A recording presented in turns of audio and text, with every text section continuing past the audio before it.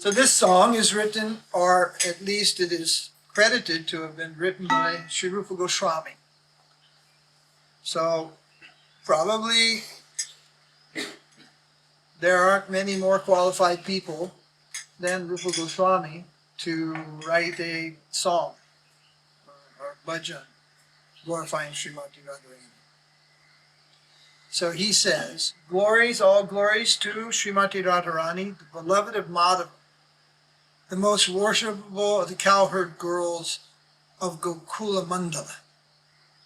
So see the beauty and the charm. He must have known who will be our Lord here, Radha Madhava.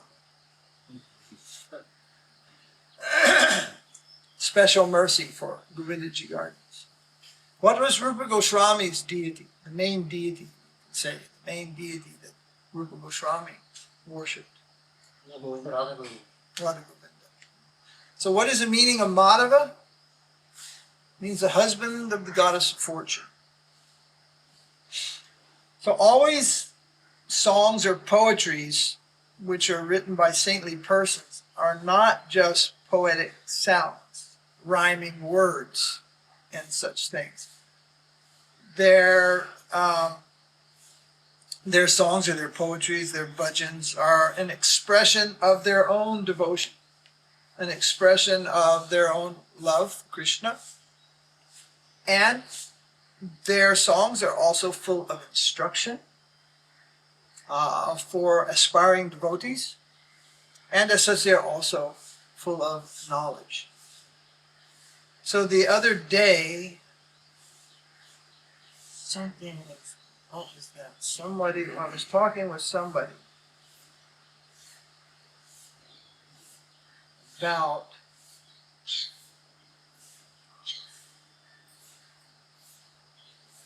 something that's being offered, or something, I forget. With somebody from South India who's a little more in the Sri Vaishnava line, and thus worshipping Lakshmi Narayan. There was something, I forget what it was, but I said, oh, that will be all right because Rādhārāṇī is Lakshmi. Rādhārāṇī is the source of Lakshmi. And it was like somebody turned up the voltage to 440. It was like, because in their particular thinking, nothing goes beyond Lakshmi. But Mahalakshmi is one of the names of Rādhārāṇī. Rādhārāṇī is the source of the Lakshmis. Just as Krishna is the source of Vishnu, that means Vishnu is an incarnation. Vishnu is an incarnation of Krishna. So Lakshmi or Mahalakshmi is an incarnation of Rādhārāṇī. Lord Shiva is also an expansion of Krishna. Not like the Vishnu tattva, a unique tattva called Shiva tattva. So therefore, who is Parvati? Parvati is also an expansion of Rādhārāṇī. And in this material world, Durga also, Devi, all the divine Devis, Lakshmi, Saraswati, Durga, even Bhadrakali, is an expansion of Rādhārāṇī. So all the Devis and Devas are originally coming down from Radha and Krishna. Radha and Krishna. So here he's telling Madhava, husband of the goddess of fortune, letting us know, or letting somebody know, that Rādhārāṇī is indeed the goddess of fortune, the supreme goddess of fortune, in fact. Then he says, decorated by the dress of Lord Damodar's increasing ecstasy, you are the lady of the house of Lord Hari and the groves of Vṛndāvana. So one of the Krishna sometimes called Vṛndāvanīśvara, Lord of Vṛndāvana. There's another word out there, Vṛndāvanīśvārī, mistress of Vṛndāvana. And that is Rādhārāṇī, Vṛndāvanīśvara. So this is a day where the secret gets let out.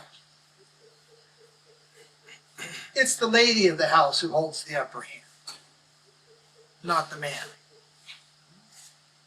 that is true throughout the world, and that is true throughout the material world, that is true throughout the spiritual world also. They have the saying, the man of the house. But anybody who's ever been in a house know that the man of the house is the woman of the house. That's who's the man of the house. That's who really controls the house. So in the house of Hari, in the house of Krishna, and Krishna is the Ishwar controlling the world. But who's controlling Krishna? Nobody can control Krishna. He's completely uncontrollable. But one personality completely controls Krishna, and that is Rādhārāṇī. Krishna himself becomes servant to Rādhārāṇī. Then Rupa Gosvāmī says, from the ocean of Vṛṣabhanu has arisen a new moon, which is overwhelming the qualities of Lalitā and Viśākhā. So Lalitā and Viśākhā are also important personalities in Krishna Lila amongst the gopis. They are the right and left hand friends, so to speak, of Srimati Rādhārāṇī. They are her main advisors.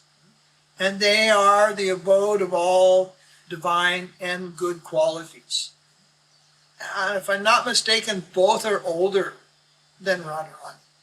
So they look after her in Lila like a younger sister. But because they are born first, in the village, people notice their qualities first. You see.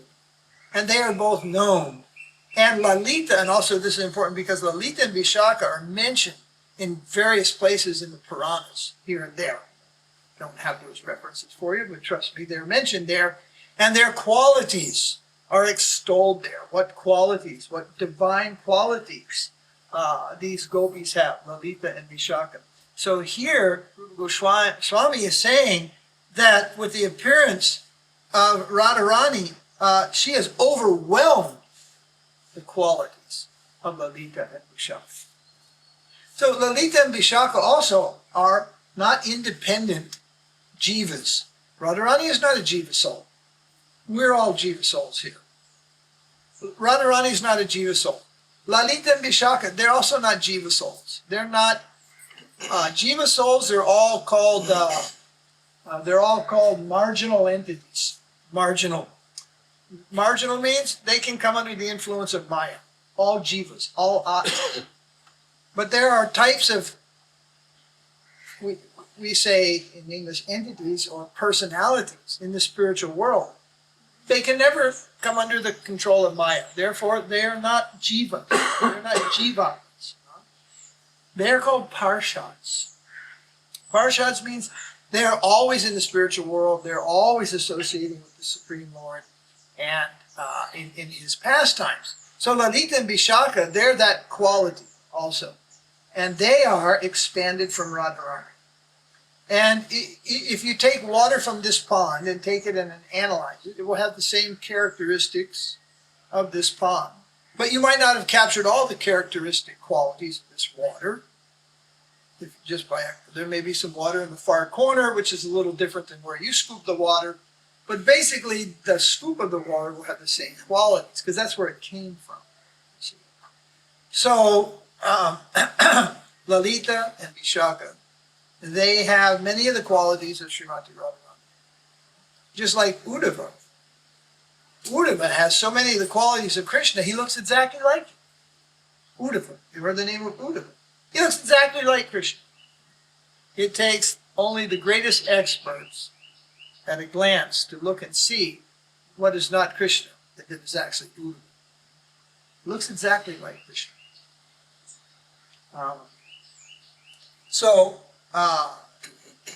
Living entities share in the qualities of Krishna, the jīvas. Krishna is eternal, you are eternal. Sat, Chit, Ananda. These are the three basic qualities of Krishna in that way. There's also another list of how many is it? 64 qualities of Krishna, of which the jīvas have 52, is it? I think it's less than more than that. Not 58? 52. You see in the Nectar of Devotion, each quality of Krishna is mentioned. Characteristics, qualities. And up to 52, Maharaj is remembering, okay, it's 52. We also share in those same qualities in a small manner, minutely. Krishna has them completely. He has them fully. You see? For example, one of the characteristics may be, what, give me one characteristic. He is charming. That's a characteristic. Well, so many children are charming, so many ladies are charming, so many businessmen are charming. Charm the money right out of your pocket. Charming. But Krishna's charm can hold the whole world spellbound. Understand? So much charm in Krishna.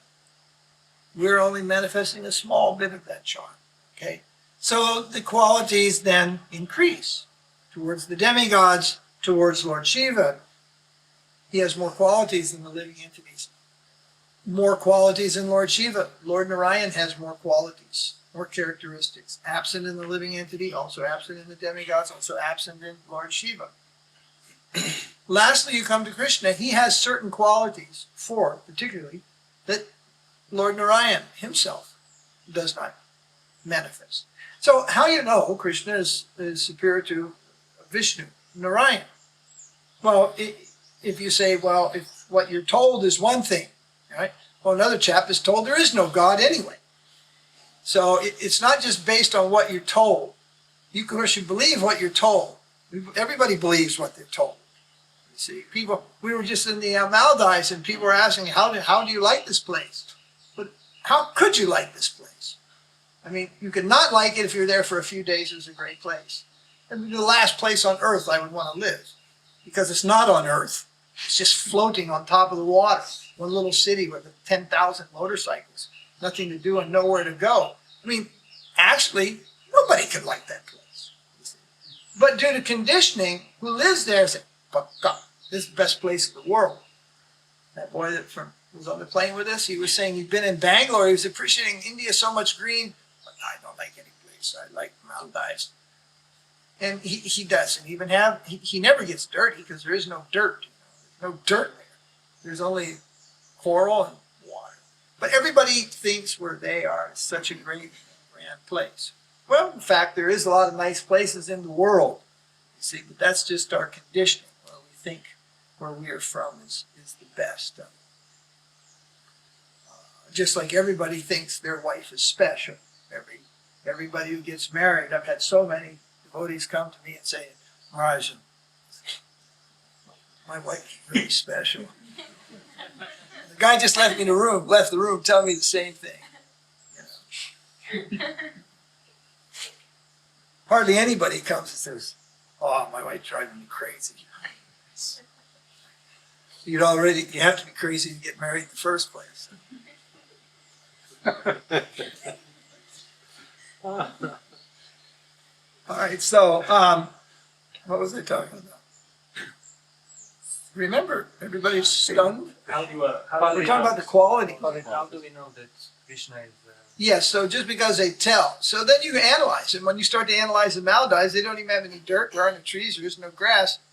This could not be the best place on earth. There are qualities. But is food? No food there. No food, only fish. You know? So you start eliminating desirable places and what's actually good. You see? And when you look at any country, you assess what type of climates it has, what kind of natural resources it has, mountains, rivers, streams, lakes. What does it have? Characteristics. So, in this way, even something like gold. You want to sell some gold. Throw it out there on the counter. Want to sell my gold. The first thing the man does is get out his little bottles of acid and his little modern machinery. And he figures out, at least he makes you think he figures out, he actually cheats you, which quality of gold you have. And we're always surprised when we go to sell gold, because we never get the money that we thought we'll get from it. Because when you bought it, you were lied to, and when you sold it, you're lied to. There's no lawyers here, but jewelers are just like lawyers, liars, perpetual liar. They lie on both ends. But there's a quality of the gold. There's different carats of the gold, different quality. In the world, money. We all have money in every country, but it's all not the same. See? There's different characteristics. value is placed on that money. So it is by similar analysis that you find out who is the supreme. So you start with the demigods, etc. Yesterday or this week, Ganesh, Jayanti. It's a great time for swimming, partying, shouting. Right? But when you analyze the position of Ganesh, Ganesh does not hold the position of Brahma. He's not the supreme. His characteristics are unique. Big elephant nose, all this stuff. But is he known to give liberation? What is he known for? Removing obstacles. Yes, and auspicious beginnings. He's the Lord of beginnings and a certain Lord of auspiciousness. But then you see in Ganesh himself, he's wearing a tilaka. He's wearing the nama. So what's going on here? Who is he actually? What is he doing? Look deeper into the life of Ganesh. You find out Ganesh is devotee according to Śrīla Narasiṅgha. All the demigods are devotees of Vishnu, different forms of Vishnu. You should not be surprised to hear the demigod, Deva, or Devi, is devoted to a form of Vishnu. They are all devoted to the forms of Vishnu. There's a story that there was an intelligent German back sometime, probably in the time of Gaudiya Math, early days, and a lot of Germans came to India in those days. Germans had a lot of interest. They still have a lot of interest in philosophy of India and these things, but particularly in those days, they were even more keen. And this one German man is said to have come to India to find out who is the supreme God. And so he went around, made his various observations. Of course, he didn't just look, he read, and he talked, and he made observations. Well, his conclusion was that Vishnu, or Krishna, must be the supreme, because he has nothing to do. He has nothing to do. If you have something to do, it means you're working for somebody. You're still dependent on something. And the example he gave when he explained himself was, he saw that Brahma is always described and Shiva as either chanting on beads or being in meditation.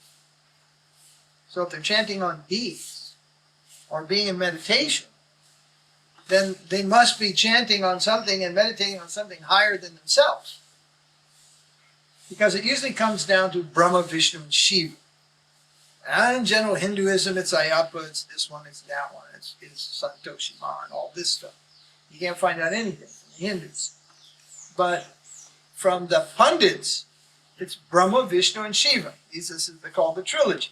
But many people, same. So he started analyzing, because the very meaning of supreme means there is no equal. So how can you have same?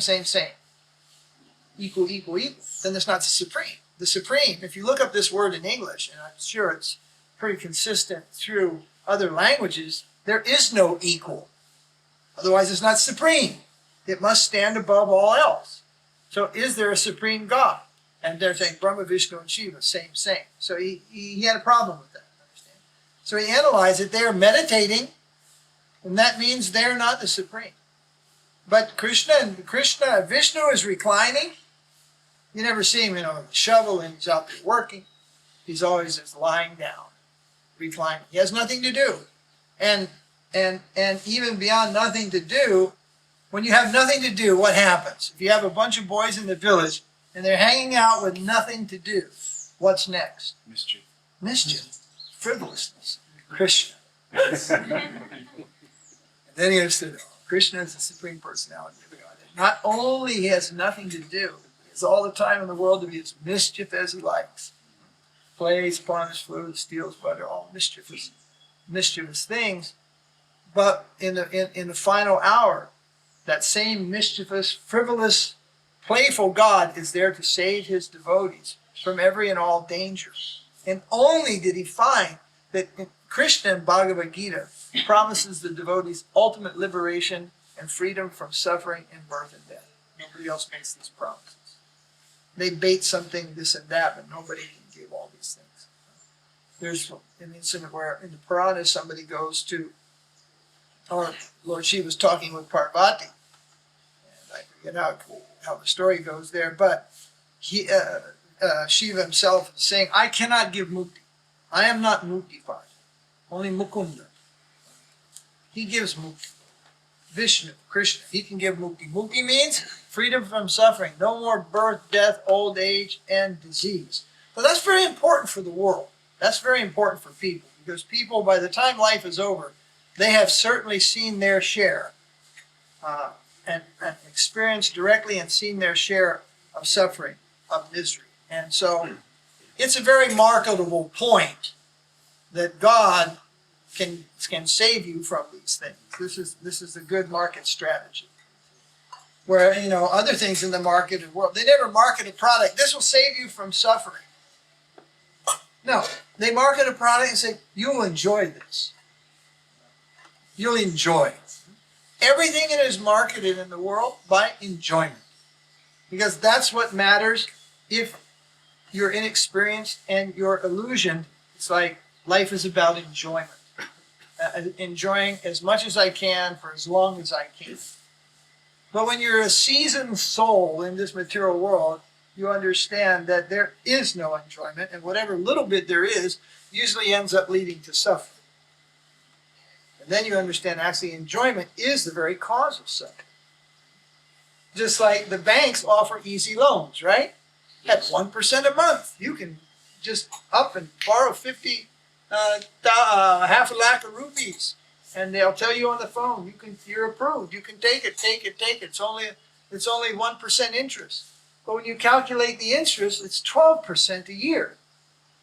It's no deal at all. It's no deal at all. And if you don't pay, it gets worse and worse.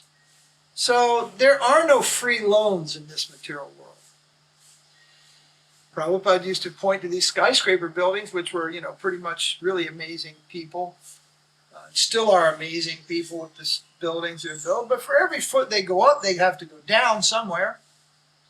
First, before they build up, they dig down 30 stories, sometimes 20 stories down into the ground before they can start to go up. So before you go up, you have to dig down. And the iron ore doesn't come out of the sky. It came out of the ground. So you haven't really achieved anything. You just took what was in the ground and put it on top and called that your big achievement. But it's not actually, philosophically, it is no achievement at all. It's just shifting from the right foot to the left foot, the right foot to the left foot. They're not creating anything. They're not making anything. They're just rearranging what is already there. And then taking credit. See what I have done. But the devotees will do a similar thing.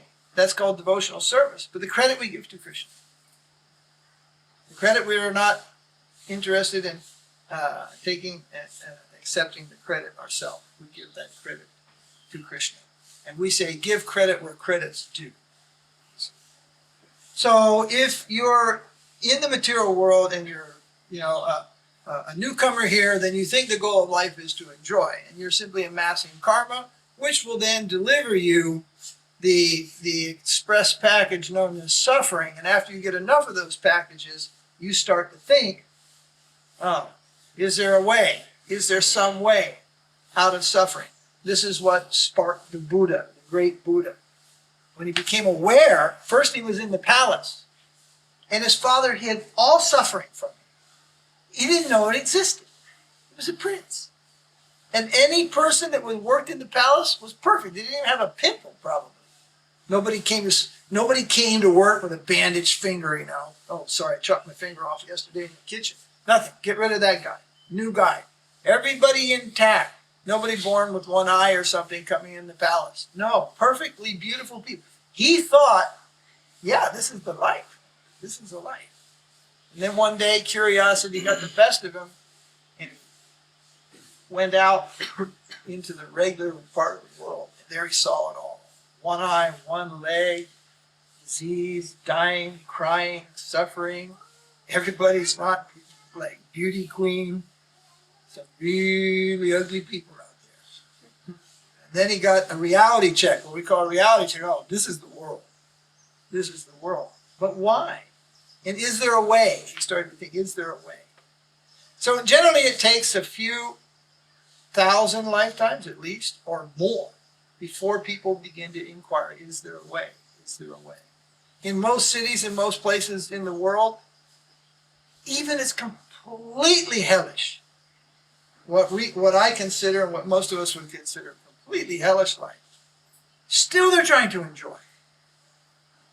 I saw this film in Iraq, and that's probably the most suffering place you could be in the world today, in Baghdad.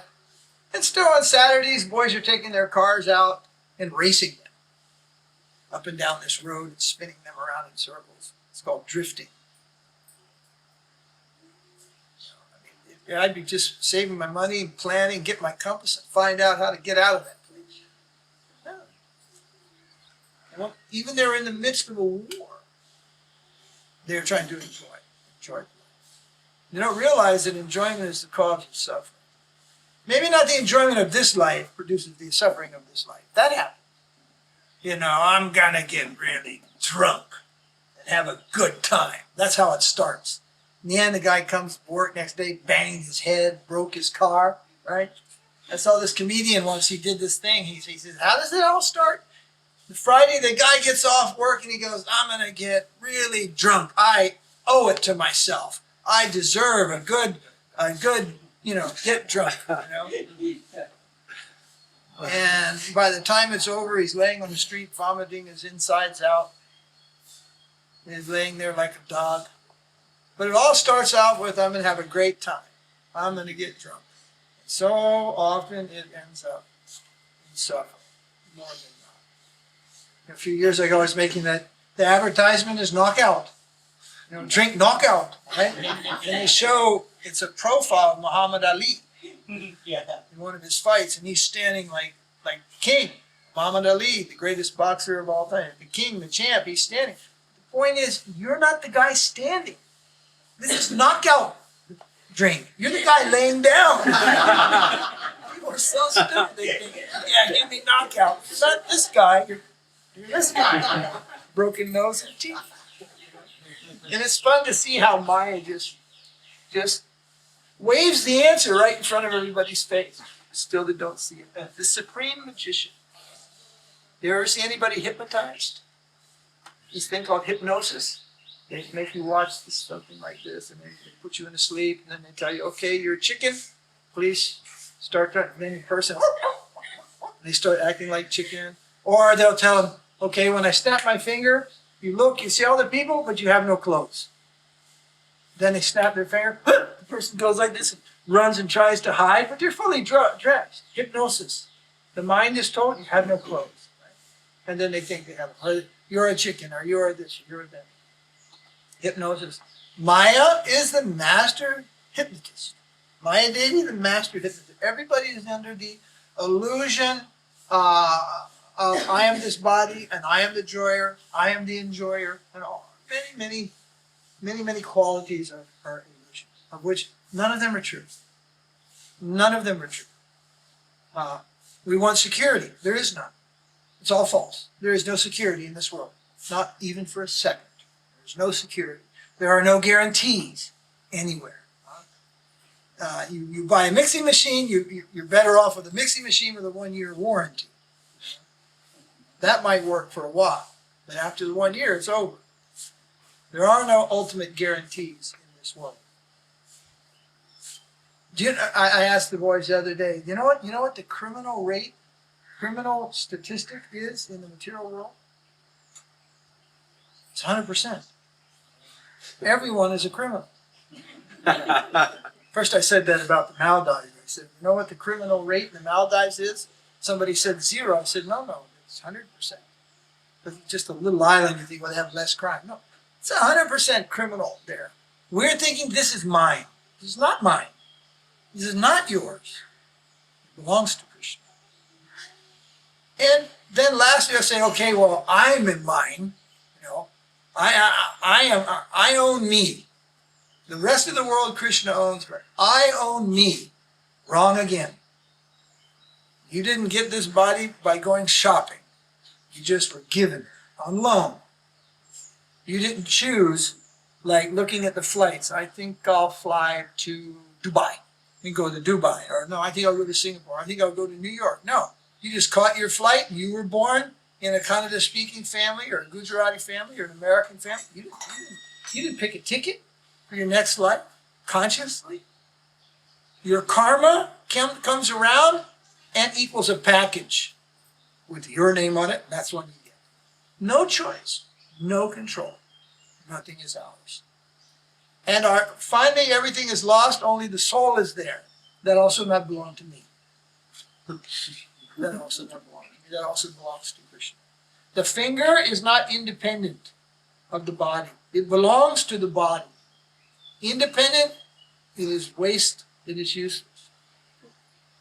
Like the finger cannot jump off the hand and run away and live by itself. If it does, what does it do? It dies. We jump off, run away, live in this land, and die and die and die. This is called what? Anandaloka. Yes, the material world is Anandaloka. No, it's not. Rityuloka. That place. So, a materialist, when he hears these things, the face just goes down, down, down, and down, right? But I'm looking at Vāmana, man, he's smiling like a pumpkin over here. He's hearing the truth about the world, and the truth about the world enlivens a devotee. When the illusion is gone, then the truth is what remains. Remove the illusions. So we have to live in a world which is an illusion, illusory. People, how are you today? I'm fine. It's like, no, if you went around and told somebody, hey, you're not good today, you're dying, you know? And people are like, that's so strange, you know? But it is true. It is true. Everybody is, it's just death and dying. That's what's going on. And when you get the newspaper and you get the statistics, it's shocking.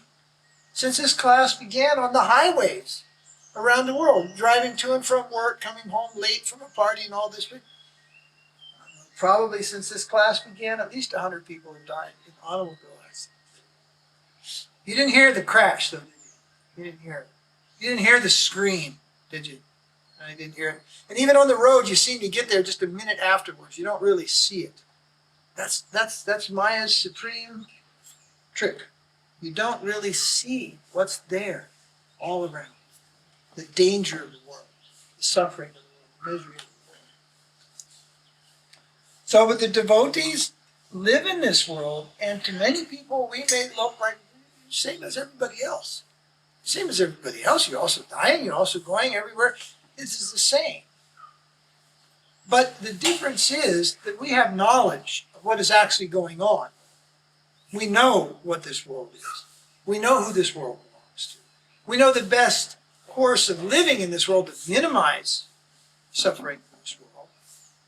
And we know a way of living which produces real happiness, not dependent on the tricks and the toys of this material world. We know about Krishna. We know about the holy name of Krishna. We know about the service of Krishna. We know about the beautiful deities and the Mahaprasadam. And we take pleasure in these things, transcendental pleasure. And therefore we are free from that world. So that is the Krishna world, Krishna conscious world. And no other world can offer exemption or freedom from suffering in this world. None of the demigods can do this. Not even Lord Shiva can do this. To a certain extent, Narayan. Beginning with Narayan. Narayan can give liberation, mukti, from the suffering of this material. But then we're surprised to hear, but actually we're not interested in it. The devotees of Krishna, the devotees of Radha Govinda, Radha Madhava, Radha Krishna. Yeah, it's true. Krishna can give ultimate liberation. He says, if you surrender to me, no more suffering, no more karma. But that's not why we're here. We don't care. In fact, if Krishna wants his devotee to be born in the world again, that's all right. Heaven and hell, the material world or Vaikuntha, it's all the same to us, So long as what? So long as we have service to Krishna. Sometimes you think, well, I'll be happy to serve Krishna when I'm out of this material world. We all feel that from time to time.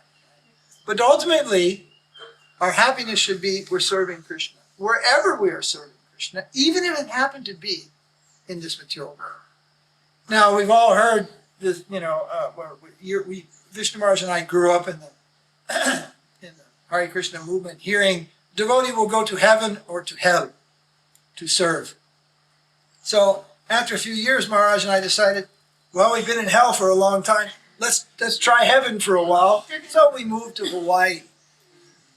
And Hawaii we used to say, nobody goes to Swargaloka in this Kali Yuga anymore. Maybe they get a 2-week vacation in Hawaii. That's as heaven as it gets. Hawaii. And there are places like Hawaii.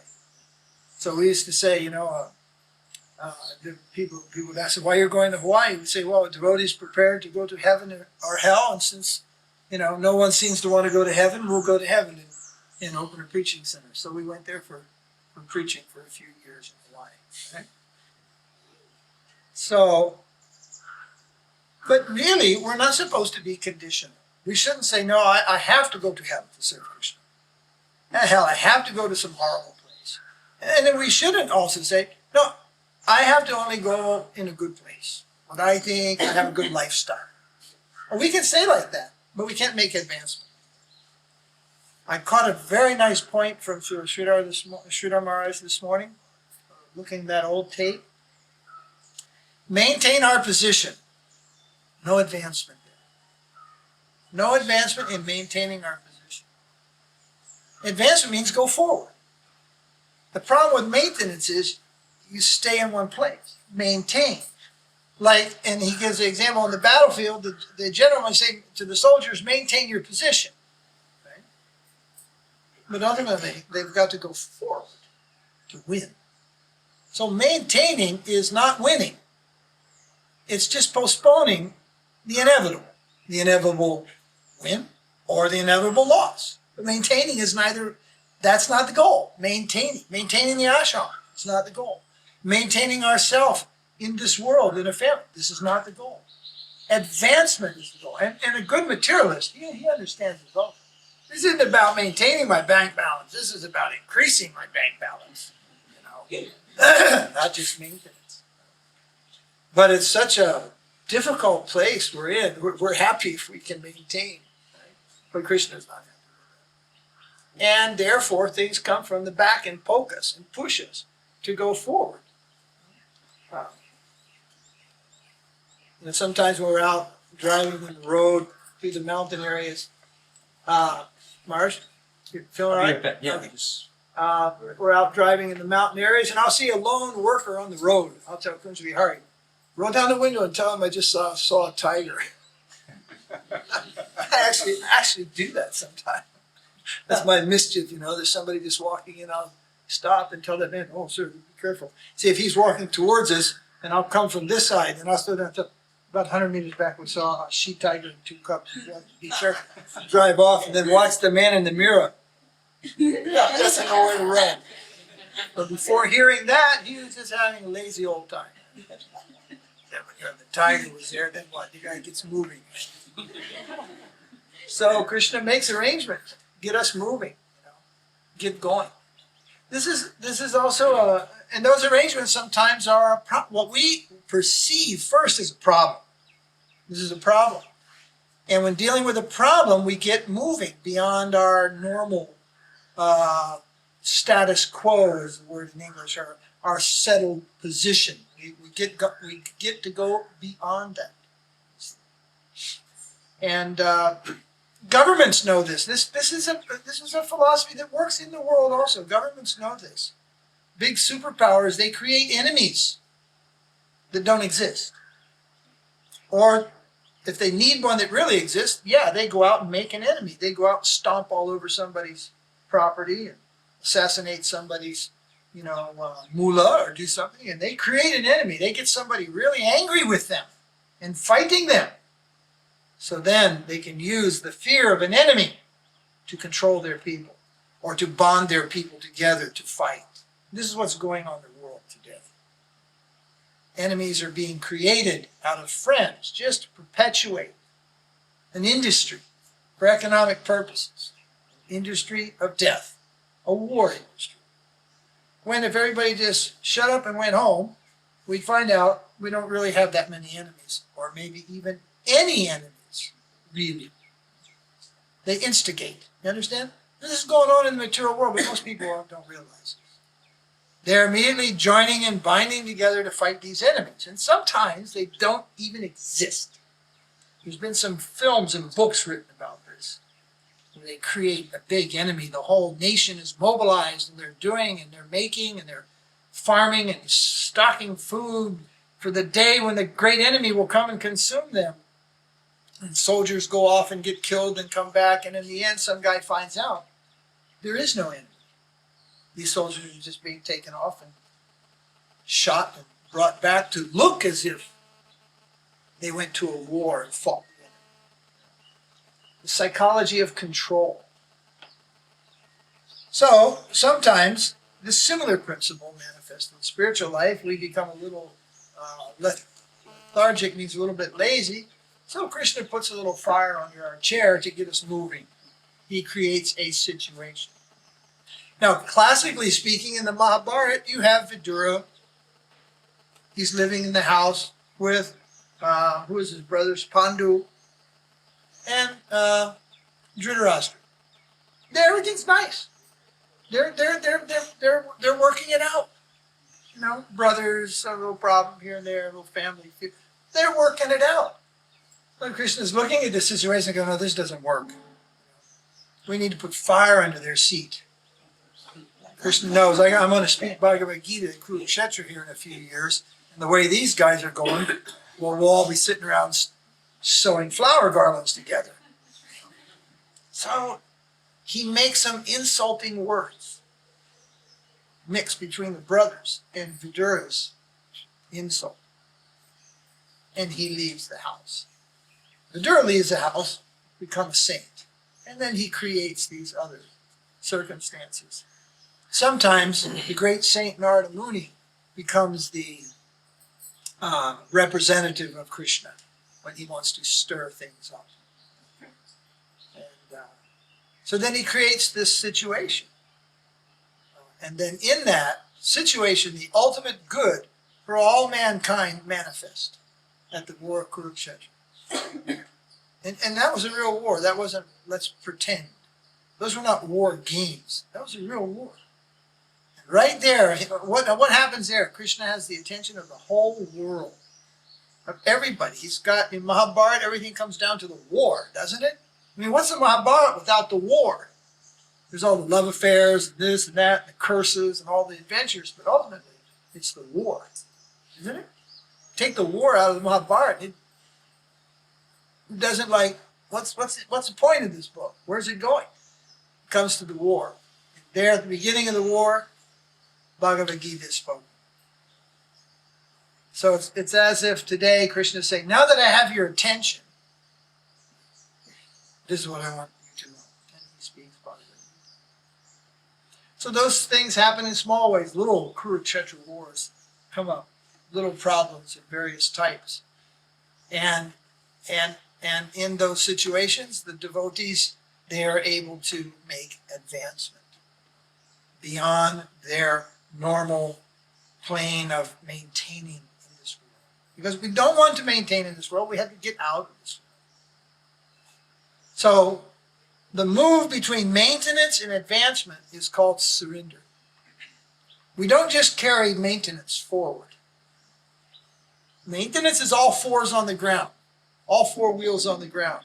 Surrender means no wheels on the ground. You fly in the sky when you surrender.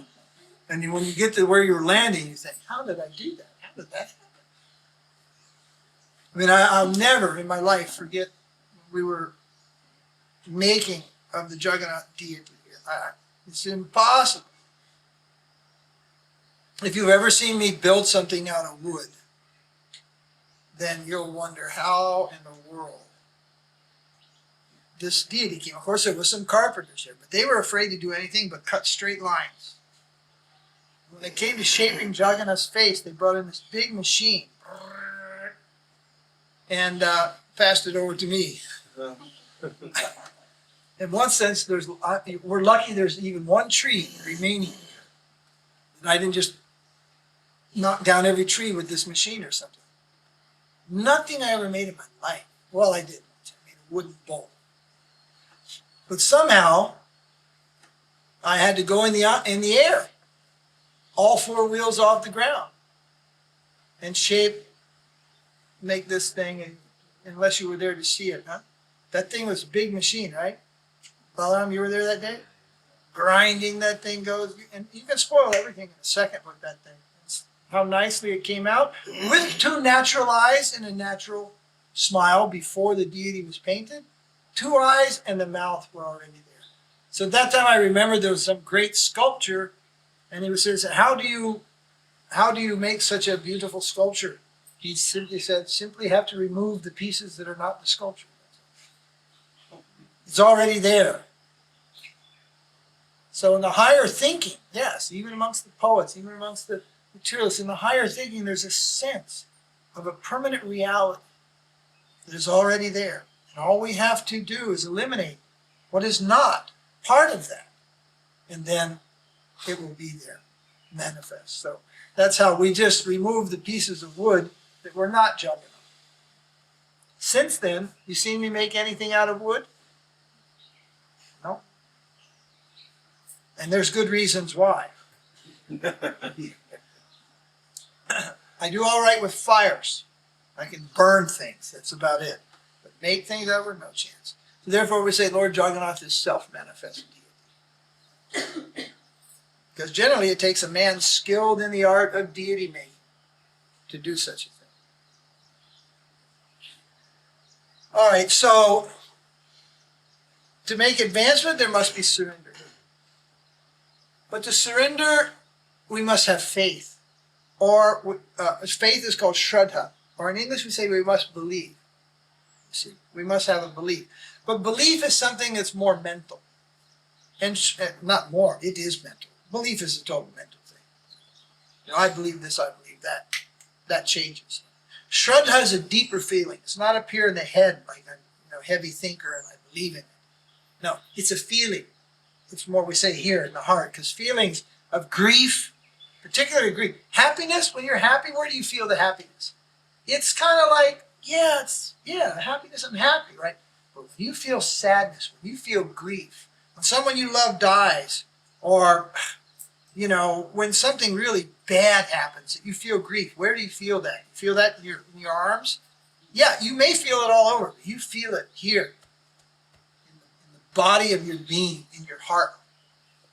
So it said there is where the soul is sitting peacefully, somewhere there in the heart area. The soul is situated in the heart, he said. So, Shraddha, spiritual believing or faith, is felt in the heart. It's not thought through the brain. It's a much deeper sense of knowing. Thinking you can know something. You can know. You can have so much knowledge and put it together, 2 and 2 and 2 and 2, and then come to the next conclusion. Yes, I know it is this. You can believe in that and know a truth based on these facts that you can think through. Well, Shraddha is even more profound than a thinking process to allow us to know something is real. It's because even then we go, oh yeah, I made a mistake. I made a mistake in my calculations. So knowledge is not the ultimate knowing. Although knowing, to know, gnosis, the English word gnosis, knowing, comes from knowledge. Right? But the ultimate knowing is through Shraddha, through feeling. Feeling is the ultimate knowing. So today is a very special day in that regard because we cannot make advancement without surrender, and we cannot surrender without faith. So where do we go to get that? Where do we get that? Where is that? Can I buy that? Do you sell that in the store? You don't? Do you have any extra in your pocket there? Where is faith? What is faith? Faith is the halo of Srimati Radharāṇī. Faith is the jyoti of Rādhārāṇī. Krishna has a jyoti, Brahma jyoti. That spiritual effulgence. It's called Brahma jyoti. So if you see, the artists have helped us on this a little bit. There are descriptions which the artists then paint, and you'll see one halo is there on Rādhārāṇī. It was such a classic thing in the West for so many times. Somebody be in the temple, they'd be looking at the pictures. They would, if it was Krishna alone, they would say, "Who's that girl?" If it was Krishna alone, most of the time they said, "Who's that girl?" Particularly the one where Krishna, Gopal, sitting with the two cows, and he's sitting and his one leg is crossed over the next, this famous Brijavasi painting. They'd say, "Who's that girl?" And we know, no, that's Krishna. That's not a she, that's a he. Really looks kind of feminine to me, because the only experience they have of beauty is feminine beauty. Men are not beautiful. Women are beautiful. But Krishna is the beauty of all men and all women. He's the source of all beauty. So, but many of the pictures of Radha and Krishna. And there is they always paint like a halo, means a glow, an aura around Krishna, kind of golden color, right? You've seen them paint and everything. And Surya, what do they call that? Surya something. Sun, right? Anyway. So people used to say, oh, and not just people, new devotees just joining the ashram, and they'd say, well, what is that? I remember I asked. I said, well, what is that light? Ah, that's Krishna's Brahma Jyoti. Well, Rādhārāṇī's standing right there in the picture. And she's also got one. But in my whole life, I never heard anybody go, oh, okay, what's that one? And point to the one in Rādhārāṇī. And if they did, probably go, oh yeah, that's Krishna's Brahma Jyoti too. It's just kind of everywhere. That's not what that actually represents. That's Rādhārāṇī's own Jyoti. She has her own Jyoti. And that's called Shraddha. The halo of Rādhārāṇī is Shraddha, or faith. And it is that faith which enables a living entity to surrender to Krishna. Because without faith, you can't make the motion of surrender. So this is a very special day. This is Rādhārāṇī's appearance day, 4,999 years ago. Because she's 1 year younger than Krishna. So, there's a place in Vṛndāvana called Barsana. And Barsana, everybody run to Barsana. This is a place of Rādhārāṇī. There's Vṛndāvana forest. Krishna never lives there. There is a place called Nandagram. That's where Krishna lives. There is a place called Gokul. That is where Krishna grew up for the first 2 years, I think, 1 year, 2 years. And of course there's Mathura, that is where Krishna appeared first as Narayan, then as Krishna. I didn't tell this part of the story on Janmashtami. Then you all know the story of Krishna's appearance, and everybody fell asleep, and all the shackles in the prison, everything fell off. And Vasudeva took Krishna, wrapped him across, took across the Jamuna River. For a moment, he dropped Krishna in the river. For just a moment, Krishna was lost. It was monsoon. It was flood time. He crossing the river, and all of a sudden, Jamuna Devi just went and just took Krishna for a moment, and then put back in his hands. But for a moment, he dropped Krishna in the river. Then he got Krishna back. He crossed the river, and he went to the house of Nanda Maharaj. They were related. Vasudeva was related to Nanda Maharaj. And he went there, and everybody there also falling asleep under Yoga Maya. And that same day, that same night, Mother Yasoda gave birth to twins. Twins. One boy and one girl. That girl was Yogamaya. And that boy was Krishna. Then when Vasudeva reached there, everybody's asleep, and he looks, and laying next to the mother is a little baby girl. So he takes Krishna, he picks up the girl, and he puts Krishna in the place of that girl. But just a little bit under the covers, there was another Krishna. Because Mother Yasoda gave birth to twins, one boy and one girl, Krishna. Mathura is on the opposite side of the river from what is called Vṛndāvana. It is Mathura. And Krishna appears in Vṛndāvana. Krishna also never leaves Vṛndāvana. So at the same time Krishna was appearing as Narayan, he was appearing in his own form as the son of Yasoda. Yasoda Nandana and Nandananda. You follow? So then what happened? He crept out of the house and went back to Kamsa's prison and got himself back in the prison, and the little girl was there. Then everybody woke up. The cries of the child alerted the guards. Kamsa came with his guards thinking, now this is the 8th son of Devaki. But it turned out to be a girl. And then he told him, better kill it anyway. Kill the kid anyway. It's the 8th child. So he started to kill that child, and then that child rose up in the air and showed many arms, many weapons as a Devi. And spoke a little bit about the sad future that was coming for Kamsa, and his stupidity to think that he could kill Krishna. And then she left the place.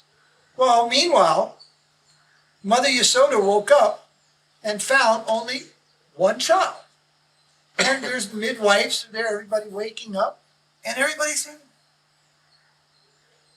didn't she give birth to twins, one boy and one girl? For a moment, everybody was suspect. What has happened here? And there weren't two boys. Now, Vasudeva, the expansion of Krishna, merged back into the Adi Swayam Bhagavan, original Krishna. Understand? He had come from Krishna, he merged back to Krishna.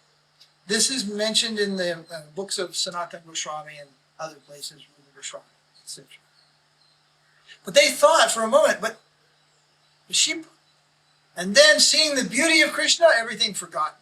Such a beautiful child. And simply they forgot. Mother Yasoda is nothing. I mean, when a mother gives birth, that's something to remember, right? Oh, it's such a beautiful child. Really, it is forgotten. That is called yoga Maya. No Sri Vaishnavas know this story. This is only for the Gaudiya Vaishnavas. And that is there in the books of the Goswāmis. How do they know these things? Well, these are the people of the Leela of Krishna, and they know these things. So then that is in a place called Gokul. It is not Mathura, and it is not Vṛndāvana. It is called Gokul. And one of the village, and then there's a village in Gokul, near Gokul, called Rao. And there's another one called Dauji. And, of course, the year before, Lord Balaram appeared there. I'm not going to tell the whole story of that. Then Krishna appeared. I just want to tell you something about that. And we didn't tell like this on Janmashtami. There are too many people who never heard the story. In fact, some of you never heard the story. And then it's just too different. Everybody thought, no, Krishna born, Krishna came, everything like this. Then how to answer the question? Krishna never leaves Vṛndāvana. If he never leaves Vṛndāvana, then how does he even go to Vṛndāvana? Because that is Vasudeva, who appears in Mathura. That is an expansion of Krishna. And the Supreme Personality of Godhead, Krishna, never leaves Vṛndāvana.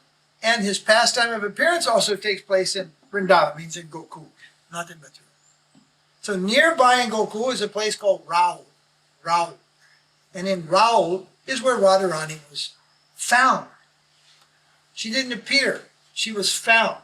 Of course, she must have appeared, but where she appeared was on a lily pad, in a lotus pad on the river Jamuna. Just like Sita was found in the ground while plowing. She comes from the furrow, from the place where the plow goes. This child came from the earth. So Rādhārāṇī was found on the river Jamuna, on the lily, on the pad. Was found by Vṛṣabhanu. He was very happy. He took Rādhārāṇī to their home, and his wife Kirtida, she was very happy. But then they noticed, probably they could have thought, somebody gave out this child. He's blind. The child was blind when he was born. So probably they may have been thinking, somebody's born this blind child. What to do? Give to Jamuna. Jamuna will take. But they were so happy because they had no children. So they were happy to give this, and the girl was beautiful. But the eyes were sealed shut.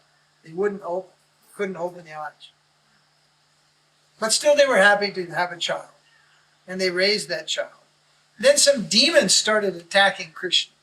Because Kamsa, this is the power of Maya. Even Durga, with, 8 arms this side and 8 arms this side with all these weapons, stands in front of Kamsa and tells him, it is useless for you to think that you can kill Krishna. Still, 2 months later, he's back at it again. He's got a bad counsel. What do you call it? Council. Counsel. He has bad counsel. Bad association. And actually, Narada Muni goes in there every once in a while and tells him, you could probably do it. If anybody could do it, you could do it, Kamsa. You're a big man. You can do it. Because Narada Muni wants to just escalate this whole thing, get rid of all these demons. And so he's telling me, yeah, you could probably beat Krishna. Why don't you go over there and have a go at him? One more demon dead. Narada Muni did that. Pushed Kamsa. Kamsa almost gave it up. Then the bad council, yeah. And they all got together and they started sending demons. Well, the people in Vṛndāvana didn't understand what was going on. Or in Gokul, they thought, this is a bad place. There's a lot of ghosts here. There's a lot of bad celestial things are happening here. There's Putana. There was Trinavarta. So they decided to move, go somewhere else. Okay? This is something that's common in the world. Things get bad where we are, but let's go somewhere else. Let's move. So Krishna created this situation, and he wants to move on in progress in his Leela. So Nanda Maharaj and his clan and King Vṛṣabhanu and his clan, they just packed it up out of Gokul and they left. So if you're in Mathura, they're on the other side of the river. So they came down towards what is called present-day Vṛndāvana and they crossed the river. They came onto the same side of the river. And there was a beautiful forest there. And these forests were big. And there were many meadows and lakes within the forest, ponds. And the river Jamuna ran right beside it. Very beautiful place. So they passed through this forest, and then all around the edge of it, there were many meadows, grazing grounds. So the leaders of the clans decided, well, this is a good place. Let's stay here for about a year, graze the cows, and we'll check up ahead where's a good place where we want to move. So that forest that they stopped, that is called the Vṛndāvana today. So you've got this baby Rādhārāṇī, means playing in the Leela of a child, blind. And you've got Krishna 1 year older, and you've got Balaram another 1 year older. And there are other children also in the village at the time, and they're moving. So they stayed there for 1 year, and then they moved on. And Nanda Maharaj, he stopped at a place called Nandagram. It's called Nandagram. That hill, is that Shiva or Brahma? That's Shiva. That hill is considered none different than Shiva, Lord Shiva. Then about another 30 kilometers, and you can see 25 kilometers from one hill, you can see there's another hillock over there. And King Vṛṣabhanu, he went over there. That is what we call Varsana. And that is Lord Brahma. That hill's considered to be like manifestation of Brahma. So the clan split into 2 groups, and they went and set up their new living there. Now they're in the 2nd year, about 2.5 years. This little girl is still blind. So in between the 2 hills is a lake. And in the harvest time, as is common in the York, some celebrations must be held. So the 2 clans of Nanda Maharaj and King Vṛṣabhanu, they met here on this lake. You can still visit it today in the Vṛndāvana, right? And they made for a big festival, and they made for merrymaking. Because Rādhārāṇī was blind, she was kept in a basket. But Krishna was out and about. He's 2+. So he's all over the place, crawling, half walking. He's all over the place, right? As children get out and around. So this big festival's going on. Rādhārāṇī is in a basket. Krishna crawls up to the basket, pulls himself up, looks in the basket. At that time, Rādhārāṇī opens her eyes. So she didn't want to see anything in this world, even her own parents, even the devotees. Her eyes are meant first for Krishna. So then the opportunity was given at this place. There's a little temple there. Rādhārāṇī saw Krishna. Now, it's just the opposite. Rādhārāṇī, her eyes were only meant for Krishna, and so in this world she sees only Krishna first. Similarly, Rādhārāṇī will give us the eyes how to see Krishna and to see Krishna. So this is a very special day. Generally, people pray to Krishna for mercy, but they don't know where the mercy department is. Rādhārāṇī is in charge of the mercy department.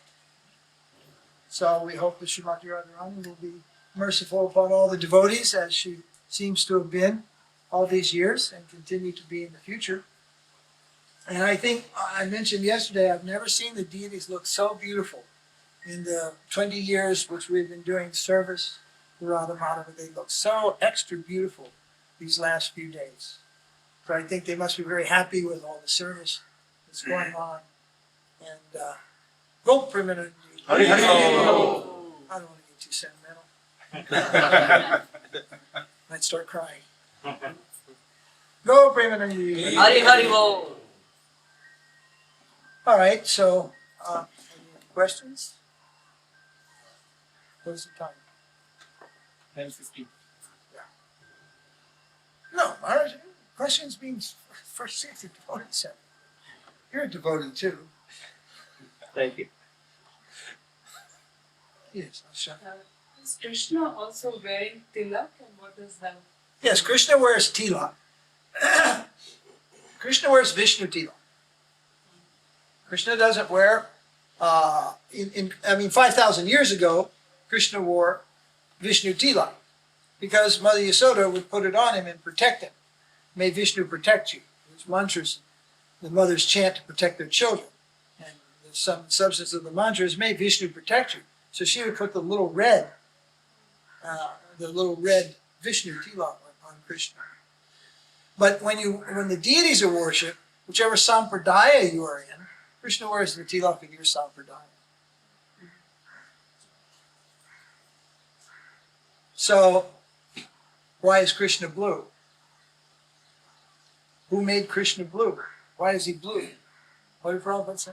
Because he wants to. Because he wants to. So certain things don't have a cause.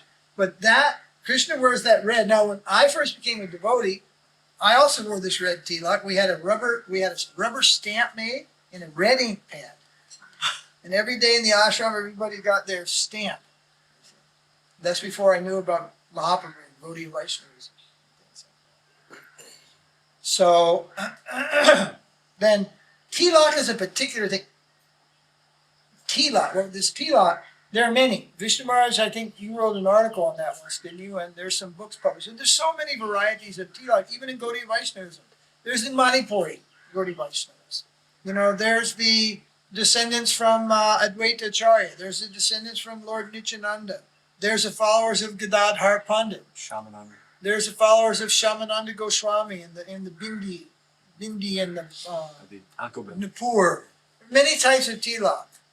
Many types of tilak, and they're connected with. When Bhaktisiddhanta brought about a renaissance, say 100 and some years ago, of Gaudiya Vaishnavism, he chose a generic tilak.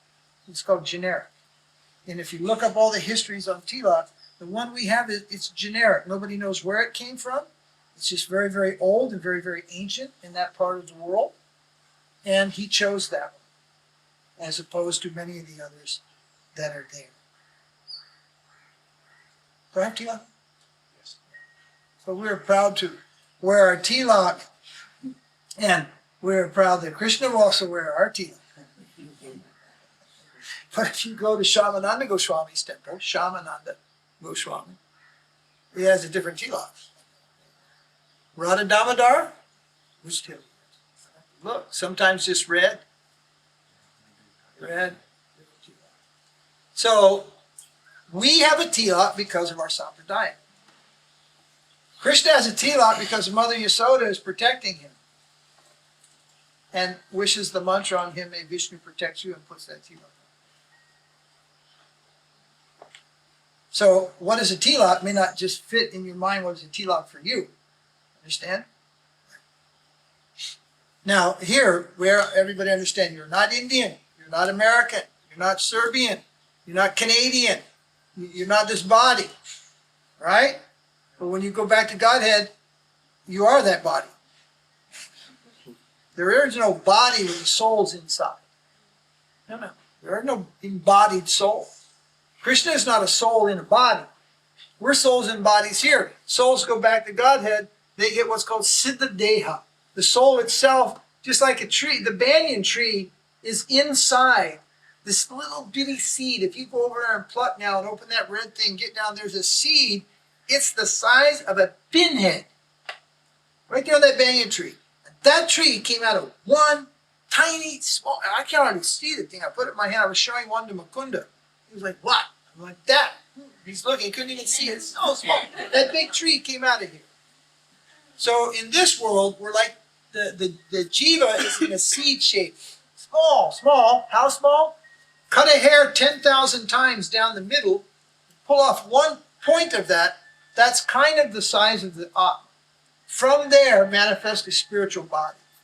Once it manifests, it doesn't go back to this seed condition. Once going there, you don't come back in this material world. You understand? So in the spiritual world, you are the body. You are that body.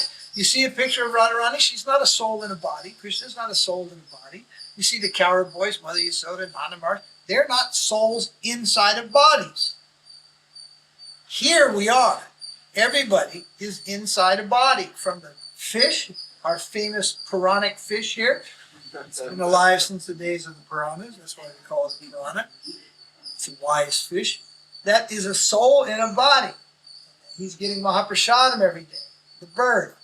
Tweet is a soul in a body. The insect. This mosquito that bit you this morning is a soul in a dead body. We do that, we go, Hare Krishna. You know? He got the mukti, I got the karma. But that's a soul in a body. But in the spiritual world, there are no embodied souls. The soul has its own form. Its own form, which it is not inside, which is manifest according to the soul's rasa. It's called rasa. Means the mellow of service to Krishna. It has its own intrinsic form, which is eternal, full of knowledge, full of bliss. Satchit Ananda Vigraha. You always hear the Shankarites and all, they'll say Satchit Ananda, Satchit Ananda. Never hear the word Vigraha added. Satchit Ananda Vigraha. Once in Nairobi, we're translating a magazine into Gujarati. So one man was doing that, and then it went to press. The man from the press called up and he said, I noticed a couple of mistakes, I'm correcting them. Right? And well, yes. So it ends up, the mistake he noticed was it said Satchidananda Vigraha. And later we go, no, that was clearly there. We asked him, what happened? He goes, no, that is a mistake. There's no Vigraha. I'm Mayavadi printers. And we had that 10,000 copies. So before you print, make sure you got it right. So the spiritual world has got Vigraha. The impersonalists, they think, no, this Vigraha is a source of mundane complexity which results in suffering. Therefore, in mukti, there must be no Vigraha. Why? Well, if you have a counterfeit 1,000 rupee note, then you'll think, I know what this is. Counterfeit. Then I say, okay, you take this 1,000 rupee note. You'll not fool me, man.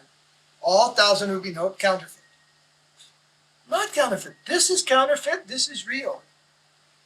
Then, if you don't have enough experience, you don't have enough knowledge, then you'll think, no, you are also trying to cheat. All 1,000 rupee note, counterfeit. But who knows how to like hold it up and see the lines, knows, okay, this is the real one, this is the false one. So the material bodies are false. They don't exist for a few years and they're gone. The spiritual bodies are eternal. They exist forever. They never go. They're not subject to misery. They're not subject to old age. No death, no disease, no invading armies.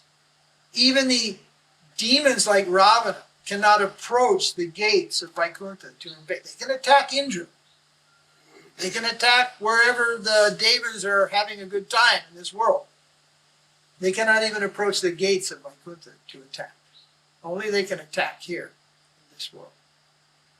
And you hear many of the stories. The demons are attacking the devas, throwing Indra out of his palace, and all these things are going on, fighting for supremacy in the world. But they have no ability to attack even the gate of Vaikuntha. What to speak of attack Vaikuntha or attack beyond Vaikuntha? Not possible.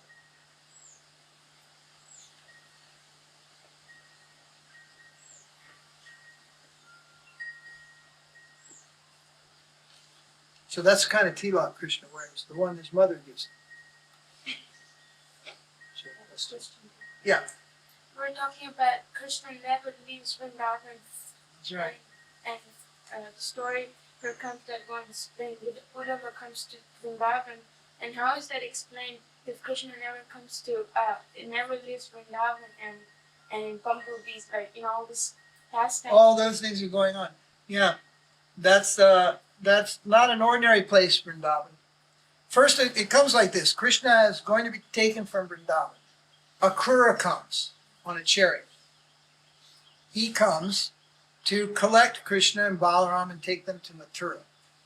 And there's a whole drama. Actually, I think he has to come twice. The first time he comes, he loses. I think he comes back a second time to collect Krishna. This time, it's going to prevail. Krishna's sweet talk to everybody. Don't worry, I'll be back. I'm just going for the day. We'll be back by evening.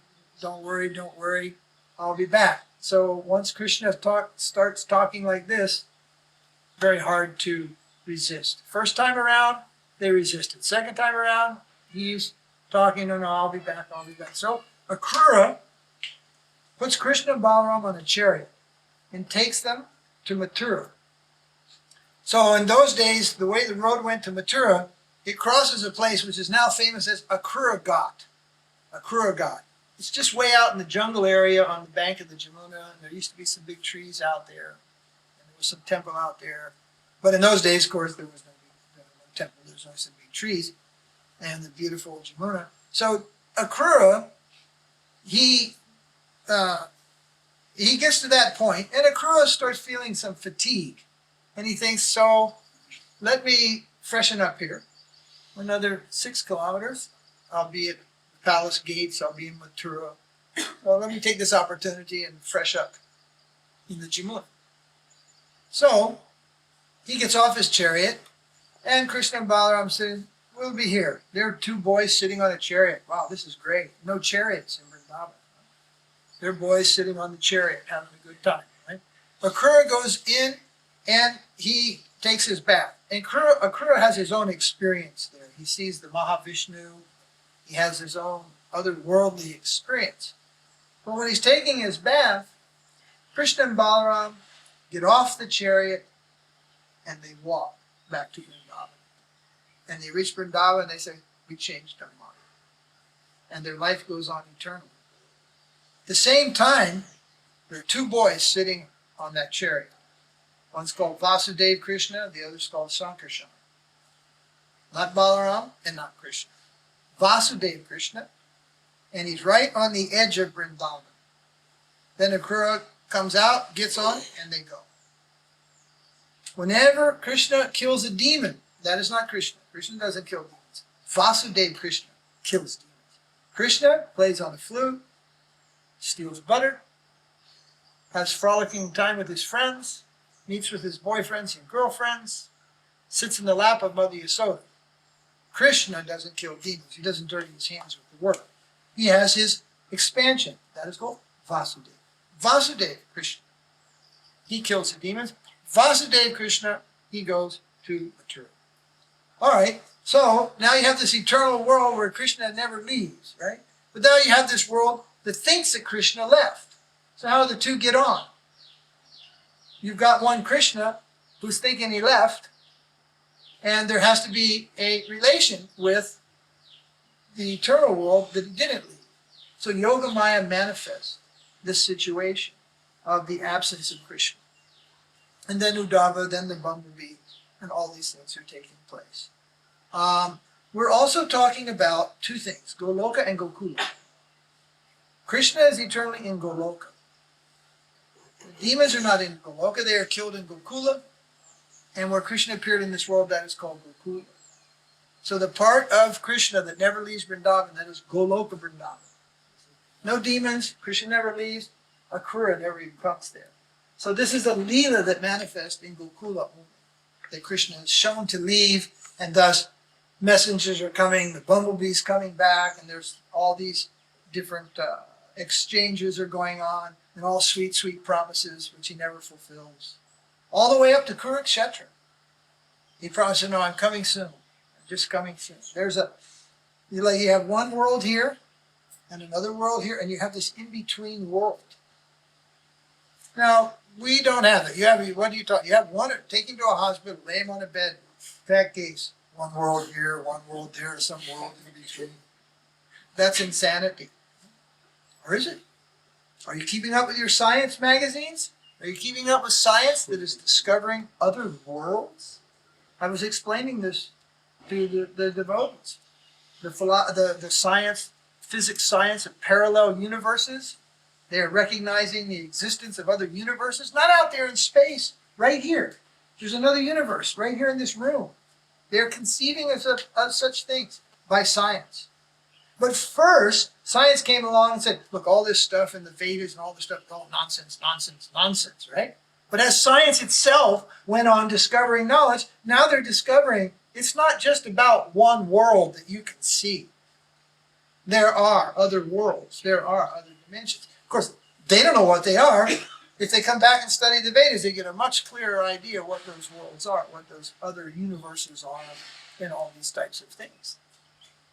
So how we think about Krishna often comes due to our experience, our conditioning. There's temples in Japan, China. Once some devotees painted a beautiful book. Remember that book? It's called Bhagavad. What's it called? Light of the Bhagavad, showing Krishna and Vṛndāvana and everything. Complete China. Krishna was looking like a Chinaman. He's very, not a little bit, very slanted eyes, and completely Chinese. And somebody looking at the food, that's not an Indian food, that's a Chinese food. Right? Now, if you go to Rajasthan, hey, Krishna was a Rajput. Yeah? He's a Rajput. In fact, the palace he lived in is a Rajput. In fact, that's the same palace I saw in Udaipur. Right here, you see this? All these guys are Rajput soldiers, every one of them. This is because it's painted by a Rajput. And if we look close, Krishna might be having some Rajput-style jewelry on or something like that. And when you get to China, if the man's painting Krishna, a devotee there, he may paint him, I hope he doesn't paint him with a Q, one of those long things. But he may have some ornament of his culture. Now, Krishna accepts some of those things, but there's a limit. For years, Krishna and Vṛndāvana and other places has worn a watch. A watch is a form of jewelry for a man. It's the most common form of jewelry that a man will wear. Most men don't wear rings or any of those things, but a watch pretty much is there. And a watch is a dignified thing, a watch. So I remember Krishna Balaram wearing a watch. I've seen different pictures and Krishna wearing a watch, and that was accepted. But when they tried to put a cell phone on Krishna's hand, and there were riots, because a cell phone is not like some dignified piece of jewelry or something. It's this crazy machine that doesn't leave us alone all day and night. Everybody's got telephonitis, and newest ones, latest ones, this and on, and then the messages and MSS, and cricket scores, and then they wanted to put a Coca-Cola can in Krishna's hand, but the devotees said, no, there's a line. So Krishna will accept things from the culture. Like the first time, Prabhupada came from India. He was raised in Bengal, and then as an adult, he lived a lot in UP. Okay, the food is different. UP, a lot of chapati, puri. Bengal's a lot of rice, a lot of different things. Right? He lived in both those gourmet worlds of eating. Right. So when he came to the West, he taught us chapati, rice, dal. We were taught a good chaunch, you chaunch the dal, it should make everybody in the temple cry. When that goes in, if you're on the second floor up in the office, you should start burning. Oh, it's going to be a good dal today. Then this chutney, chutneys, he used to say, so hot you can't stand it, so sweet you can't resist it. So he taught us a mix of Bengali and like North Indian style. We didn't know anything about these dosas and uttappams many years, because he never lived in this world. So that became what we learned to cook. Well, in the West, they also know some cooking. Particularly, they invented baking. Apple pie, not invented in India. Chocolate cakes, not invented in India. These are invented in Europe, actually. So in America, they do these things. And so on Prabhupada's birthday, in 1972, Vyasa Puja Day, the mothers baked a birthday cake. So that's a cultural thing over there. They bake a cake, and for every year, little kid, 2 candles, 3 candles, you get right up there, see how many you can go, and then they blow out the candles, right? So they didn't, I don't remember if they put the candles on it. I think they did. I can't remember. They didn't ask Prabhupada to blow out the candles, but they made this big, beautiful cake. Big, thick, big cake. And they gave it to him on his Vyasa Vyasa Puja.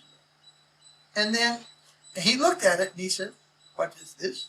And they said, cake, Prabhupada. And he said, cake? You do not eat cake. And everybody just went, particularly the mothers who had baked the cake. They lost their life heirs. But we'll try. So then he took a little piece. After that, there's cake in every temple in Hare Krishna movement around the world from that day till now. Everybody makes cakes, cookies, pies, just went out the door. And after Hare Krishna went to Italy, came pasta. And temples had pasta, pizza, they make all these things. Well, Jagannath means not Lord of Orissa, Lord of Bengal, Lord of India. Pakistan used to be India. Bangladesh. What is India? What is Jagannath? Lord of the world. So it became, there are certain things. Now, a lot of the, one devotee came here from Bengal. He stayed here, he learned Idlis. Remember that, what's his name? Damodar, he learned Idlis and things. Then he went back, he cooked some Idlis in the Gaudiya temple. Well, doesn't eat Idlis. We said, Hare Baba, that's why he came to South India. Idlis and dosa and uttappams, right? And once there was a devotee here, we were making dosa. Govardhan was making dosa to our deities. That time only little Rādhā Govinda were here. And there was one devotee, he was a beginner from Germany, but he was strict. And he wouldn't take it for shot. They would say, well, Guru Maharaj said to me, Krishna doesn't eat dosas, right? And he had some reason why. Then one day Vijay came over in the evening and he had the Maha dosas from Ranganath. Every night at 9 o'clock or whatever, they offer mini dosa to Ranganath, maybe 20 piece, right? And he came with the Maha dosas, right? So we think, but that's a problem. We try to just understand the world or understand Krishna just on our experience, then we're limiting ourselves. So Krishna does accept certain cultural things. There's no doubt about it. He's not North Indian, South Indian. He's not Bengali. He's certainly not from UP. Bihar, what's that guy? Lalu somebody? But there have been many great devotees from these places, even some big dacoits have become big devotees of Krishna. And that's not that only who is pious and pure veg and he's born so nice and so educated, such a gentleman, he'll be devotee of Krishna.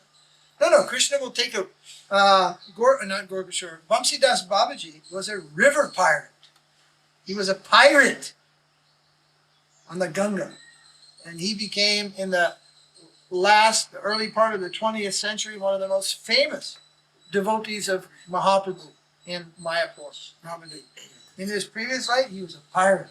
What is the work of pirates? Oh, excuse me, sir, take this rascal and give me your money? I don't think so. Give me your money. Shooters.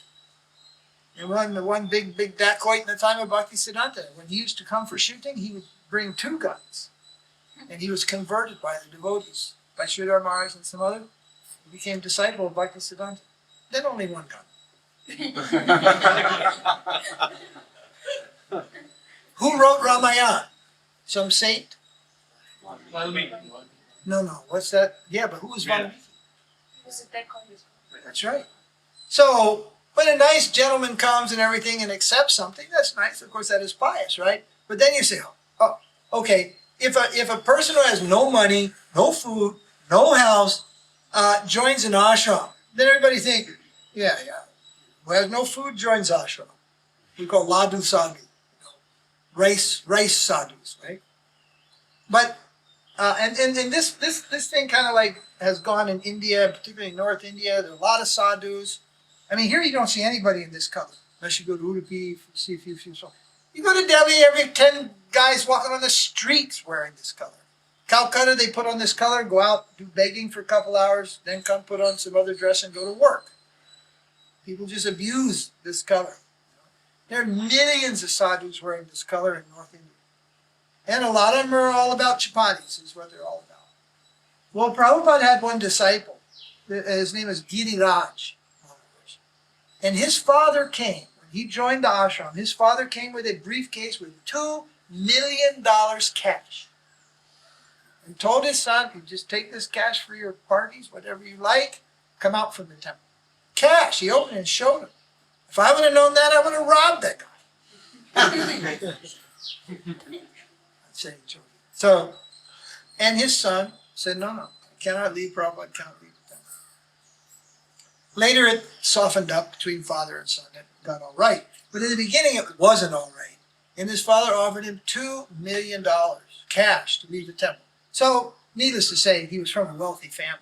Well, Prabhupada put him in charge of the Bombay ISKCON temple, Prabhupada's temple in Bombay. Because Bombay was, in those days, maybe still is, was a financial capital of all of India. This is before we invented IT in Bangalore. Bangalore was famous for bowls of beans or something. And trees, shade. There was no economic anything. So in the economic capital of India, Prabhupada made his temple, and he put this Giriraj there and let it be known that he was from a very wealthy family. Why? Is it some sort of boasting? No, it's to counteract the propaganda that only poor people, they can't do anything in the world, they don't have any money, they can't eat, so they become devotees. No.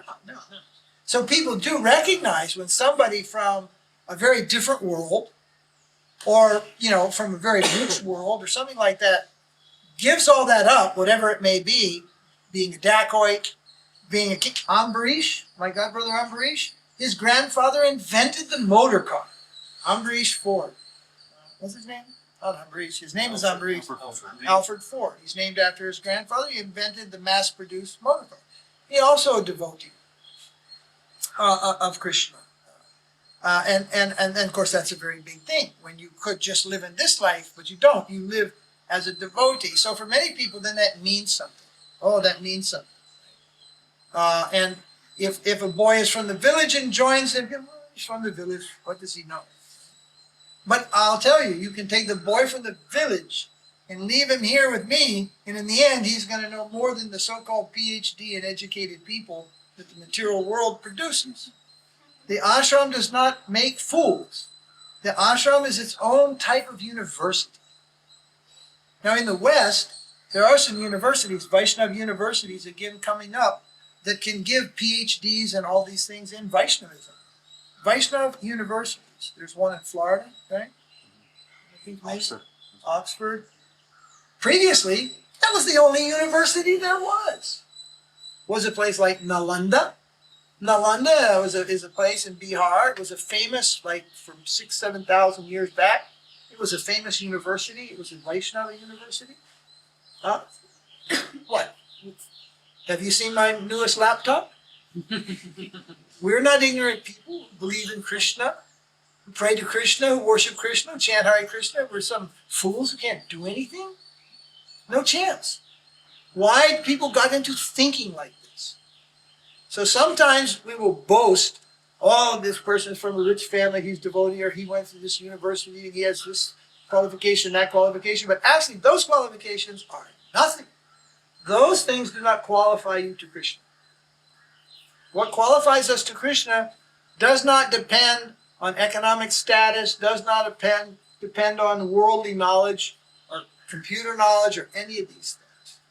Just our simple devotion is what makes us dear to Krishna. And that is available to everyone, young and old, men and women, universal, no limitation, no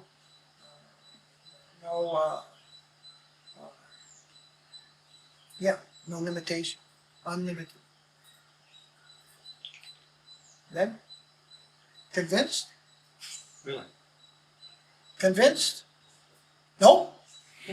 Then feed him prasadam. When words fail, prasadam takes over. Okay, Mahaprasad, Yeah. which will be later, right? Yes.